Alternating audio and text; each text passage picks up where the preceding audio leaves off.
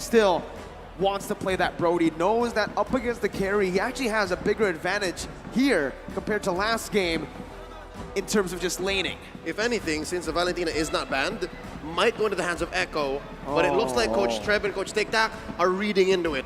I think they're afraid that Bonchan and Master Basics are ready for it. Because again, it's wide open, right? But you need a good level of burst to make Echo's lineup work. I think the better option here would be the Lilia, right? You get a bit more sustainability. You already have such a good composition to dive in, but it does seem like they... Whoa! Whoa! Nope, not the Valentina, not the Lilia. They want to go in. Dude, it's like, let's end this game as quickly as possible. They want to go in. Dude, I'm loving this. Okay, so Edward picks up the Yuzong. And again, this is what I want to see because he has to be the one to dictate the fight. He has to go in. But man, oh man, the burst, Gaja picks up anyone. You got the Gushin, you got the Brody. Okay, here's the thing. I love the draft.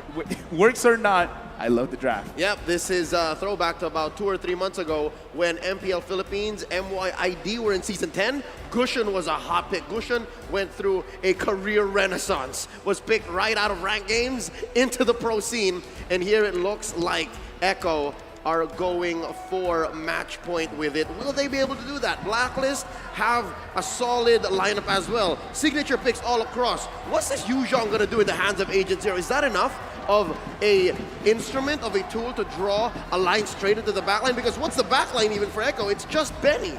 Dude, honestly, I kind of feel like it is enough because just make sure everyone is close enough together because you're just trying to distract. You're letting everyone else do the damage. We'll see how fast Echo can go and how Blacklist answers back. This is Game 3. This is for the M4 World Championships. This is the first Gushin pick at M4 too, right? Fun fact. Hey, right during the break, when it was the analyst segment, me and Leo, we were talking about it. We were like, hey, Echo in Game 3, they got a 2-0 lead. What are they supposed to do?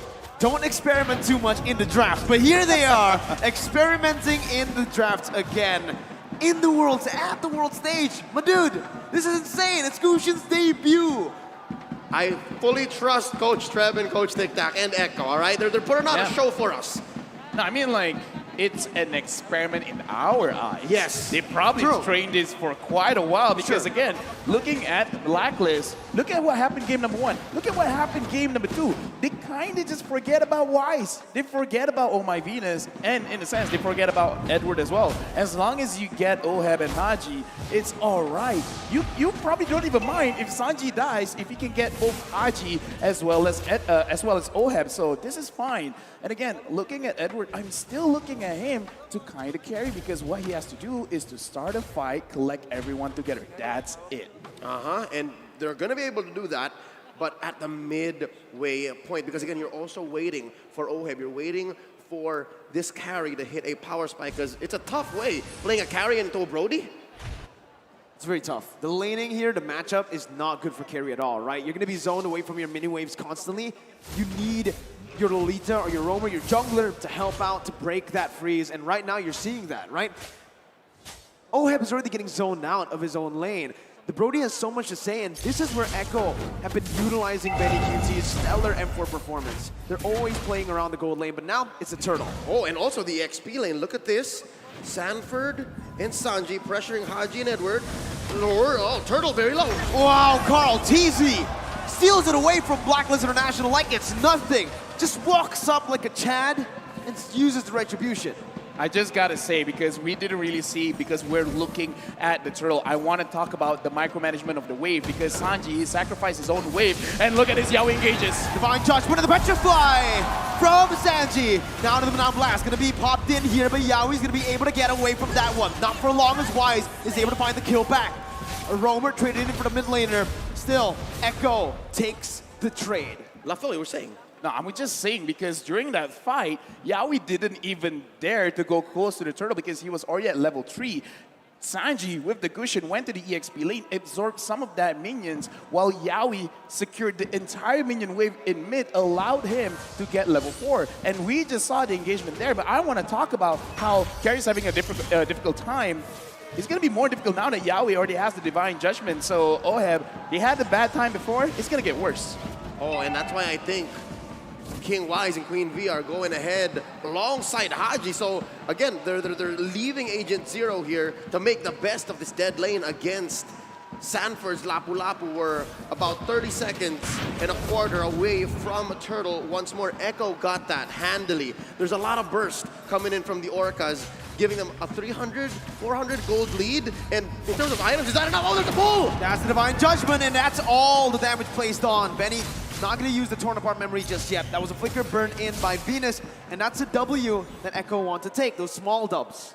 Yeah, and again, as we said, you're already setting up your own playstyle. Get the level 4 as quickly as possible. Sure, it was slightly delayed because they went for something in mid, but now you can see they're putting a lot of pressure onto Blacklist International. This is what they've been doing. They're making sure that Blacklist can't stay long in their own lanes. They can't stay long in front of the turrets because they're setting things up. Yawi is still here. Even if he doesn't go in, just the mindset of I could get engaged is very terrifying. Oh, Black Dragon form already. Break it out. It's on to Karltzy now. And as you can see, Karltzy is going to be targeted down, but a lot of damage. That's going to be the Razor's Wrath to buy a little bit more time, but he will be slain. Sanji finding Venus. Hadji going to be the target right now. Sanji jumps into the Petrify as well. That's a double kill for the Gushin at M4. Sanford knocked out with a Furious Dive. Yawi going to be able to dodge away right there from the skill shot from Edward, but Edward's going to be targeted down now. Sanji looking for it, gets it, and it's a triple kill. Unofficial, but still a triple kill for the Gushin that's making its debut on the world stage in the grand finals. And this propels Echo about 1,000 gold ahead, and it's just back to business. Karltzy making quick work of this turtle.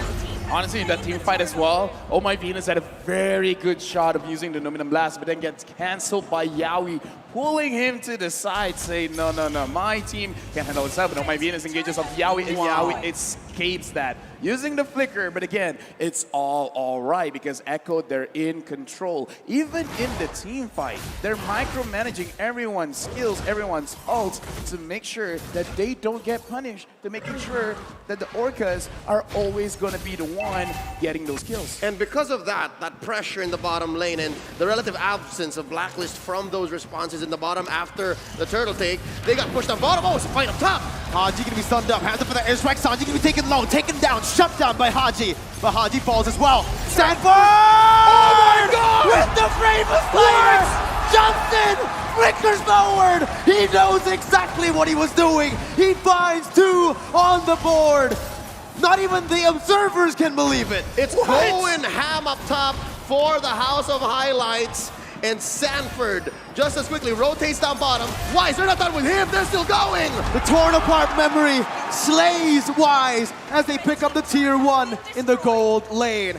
3,000 gold lead. Conversion through the roof for Echo here. They're taking trades, they're taking bodies, taking turrets. Now 30 seconds away from the turret. Where does Blacklist find an angle for a comeback?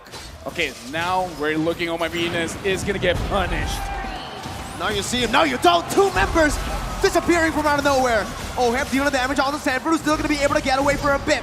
Shutdown picked up, and Blacklist International strike back. So what I saw just now, and I kind of think of the same thing, Blacklist, they got to stay inside the jungle of Echo because they need to apply pressure and they need vision. Now they don't have both because, again, we talked about it before the game even starts, how Echo is playing. They're pushing 1 lane, try to get 2 turrets, and then, before that, Oheb gets caught. Here, Karltzy going to be able to find that. Oheb falling in the gold lane. Karltzy backing off. Edward still wants to commit with a Petrify and the Furious Dive. Now Sanford on the back line, getting the stun down, but not going to be able to find it just yet. Hadji with Wings by Wings and the flicker out. Benny going to be caught here, stunned up and taken down. Sanford jumping in again. Wise still soaking all the damage in. That's going to be Sanji though, who comes in out of nowhere. Coming in again onto Venus. Not going to be able to find it just yet. Wise still able to get out for a bit with the shield unity, and he gets to safety. It's a 2-for-1 in favor of Blacklist. All right, so there's a clapback. Blacklist, given that Echo had to split up their priorities, Turtle says Karltzy, no, fight, they say, and they're still going! Sanford again! Jumps in, finds Hadji. Oheb trying to melt him down, but it's not going to be enough as he is actually able to dish it the damage out. Oheb now going to be targeted down so low. He flickered out of there, but he's still going to be caught. Yawi finds the Divine Judgment. No commitment just yet. Echo decide to pull back. All right, touche. Touche. We pull a treaties for now. Yep. 8 minutes in, 3K ahead Echo. What's the item game looking like? The item game is just showing Sanford. He only has the Bloodless Axe as a damage item and the Dominance Eyes just for armor. But again, looking at that, Sanford really should have died. But because Dominance Eyes now lowers the attack speed of your opponent, so Oheb doesn't have maximum attack speed at that point, and he just out-heals Oheb. Oh man, you can see the carry is just so behind. Corrosion Staff, Golden Staff, he needs that with a nature, but he also needs an Athena at this point, right? There's so much damage output that Echo can deal, and Blacklist are just not ready for that kind of dive. Yep, it looks like Echo evolved their strategy from game 2, when it's not the amount of damage you have, it's where you put it, given the skill shots that Echo have to get in to be able to get these kills. Now 13-6. It just shows that they are playing off of momentum. Oh, look at this. Oheb. Gonna be stunned up, gonna be taken down by the corner of memory. Flicker out by Bennyqt is wise. He's looking to re-engage with Edward as well. That's a stun coming in. Benny still able to escape, and he breaks the entire team. The petrifying, the Furious Dive connecting on a Bennyqt. As Yawi jumps in. Benny's still alive! Karltzy taunts them up. It's a double kill for Sanji. Echo Philippines, the house of highlights. And it's just Oh My Venus left. It's as free a lord as it gets for Echo. Barreling on forward, 5K ahead. LaFell, how does Blacklist come back? Blacklist did everything right. That was not a mistake. Like, they managed to get Bennyqt. Bennyqt dashes away. He still got caught. And Blacklist, they still lost. Yawi was able to pull Edward away. Like, again, it's not that Blacklist. They did the engage round. They did everything right. And it still wasn't enough. That's very discouraging. This breaks the whole concept of the metagame that is box-centric, and it's all about geometry because Echo aren't playing with any clear lines here. They're playing from a point-to-point basis, right? Yawi point and click, Sanji point and click, Benny point and click. Karltzy is the only one really setting up where Echo can fight, and they always find the right places. I honestly don't understand how Sanji keeps getting the hits as well, but right now Blacklist fights back. Oh, they find a kill onto the jungler. Karltzy gonna fall. Yawi looking for a re-engage as the Lord marches down in the bottom lane. Sanji picking up the tier 2 in the mid lane. Blacklist International micromanaging the waves properly, getting it down. Still, 7,000 gold lead for Echo. Wise opening up the map. Gets the shield unity down, but will be caught on Divine Judgment. Venus coming in, helping his jungler. Now as Bennyqt is going to be able to get petrified down. That's going to be Sanji who finds the unstoppable in the back lines with Sanford as well. The San duo on the back line. Wise going to be targeted down. Sanji not able to connect just yet. You held your breath there. Edward now running away. Yawi still dishing the damage out. Sanford comes in again. And Benny with the follow-up to finish him off. That sword spike was about an inch away from Wise. If Sanji had it hit, would have been over for King Wise. But that doesn't change the fact that this Lord, Luminous Lord, coming up in about a minute and change, should be lethal. Oh my Venus drops, the Luminous Blast is still going! That's going to be the Feather Airstrike onto Yawi, still going to be able to get out. Athena's shield popped in with Immortality as well. His torn apart memory will be thrown out. Sanford falling to the hands of Oheb as he is able to find that kill, but it's just a 1-for-1. Echo decides to back off. Base turret still up, except that top side. So in the defense, Blacklist had their priorities split up, take down members of Echo, clear the waves. Something's got to give. That's that inhibitor up top. That's permanent damage. Yeah, right now, Echo, they've already set up their checkmate because the Lord is going to come out. That is going to be something that Blacklist have to contest. Now the question is, can they even contest it? And LaFell, to add to that, it's in the long lane. It's in the opposite lane that Lord is in. It's very clear, it's inevitable that Benny's gonna try to do the same thing. I mean, we talked about this. This is how they play. They set up the map to their own favor to make sure they have multiple ways to actually win the game. They can win through a team fight. They can win through getting Oheb, through getting Hadji, or just going straight, beeline to the king, dropping down the base itself. So this is beautiful coming in from Echo. It's more or less the same thing, but executed in a different way. They're playing with inevitability. Echo have played to a brilliant situation right now. They're 7K ahead.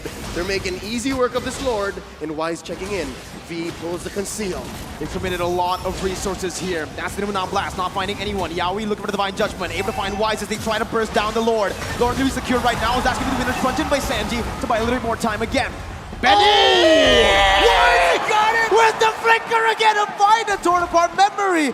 Yawi's looking for more. That's going to petrify and the Furious Dive used up. Sanford jumping in with Bravest Fighter. Oh my god! Sanford! Benny! Sanji, Karltzy, and Yawi! They keep styling on Blacklist! That's 4 for 1. Lord as well going over to Echo. They're gonna push bottom lane, and they are going to threaten the game end. They catch Oheb. Again, under the base. Oheb very low. It's match point for Echo.